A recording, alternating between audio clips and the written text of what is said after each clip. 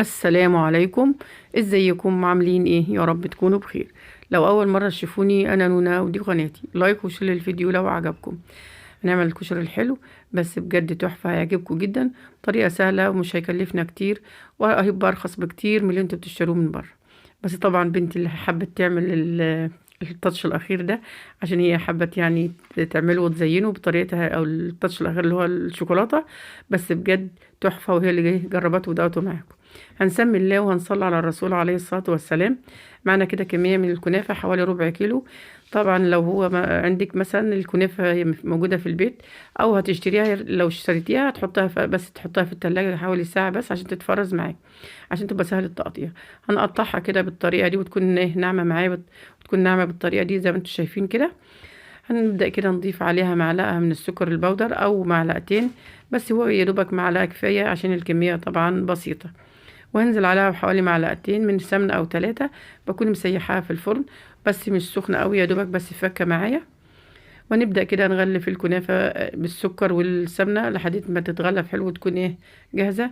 حاولي تمشي معاها واحدة واحدة، ولو في مثلا حق السكر مثلا مكعبر كده أو ده يعني متكور فيها مع الكنافة، ممكن تفكيها بصابع وتكون ايه بتكون جاهزة على الصينية كده. ونحطها في نحطها في الصينية ونفردها وندخلها الفرن، وكل حبة هتطلعيها وتقلبيها لحد ما تكون جاهزة معاكي، بس ما تسيش عليها لأن كل دقيقة بالظبط ايه تطلعيها وتقلبيها.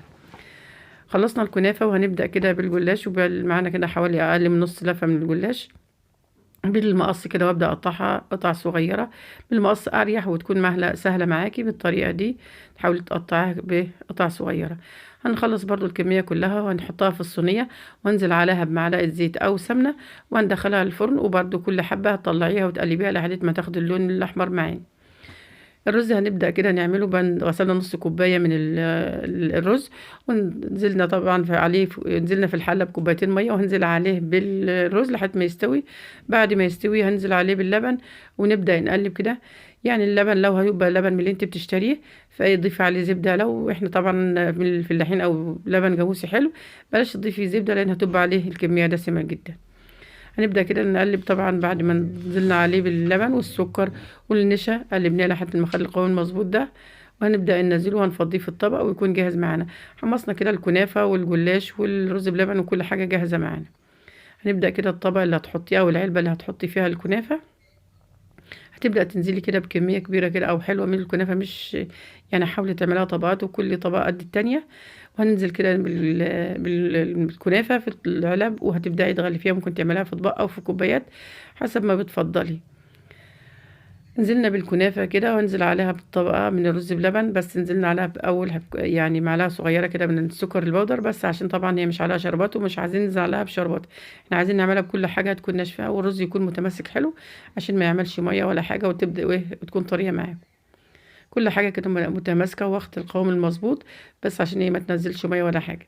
وهننزل بعد ما نرش كده حبة سكر، هنزل بالرز بلبن. كده انا عملت علبتين، واحدة 2 برز باللبن واتنين بالكريم شانتيه.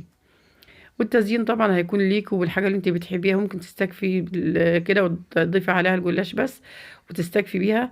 عايزة تزيني طبعا التزيين والحاجات ديت هترجع ليكي، واي حاجة انت بتحبيها، اي فاكهة، فراولة، مانجا، تفاح، يعني اي حاجة انت بتحبيها. بعد كده هنزل بالجلاش اللي احنا طبعا محمصينه زي ما انتم شايفين كده، اللون الحلو بتاعه ده. وكمان برضو نزلنا عليه بمعلقة صغيرة من السكر البودر، وهرشه طبعا لان طبعا هو مش عليه سكر، فلازم بس اديله حاجه يتسكر معاه شويه.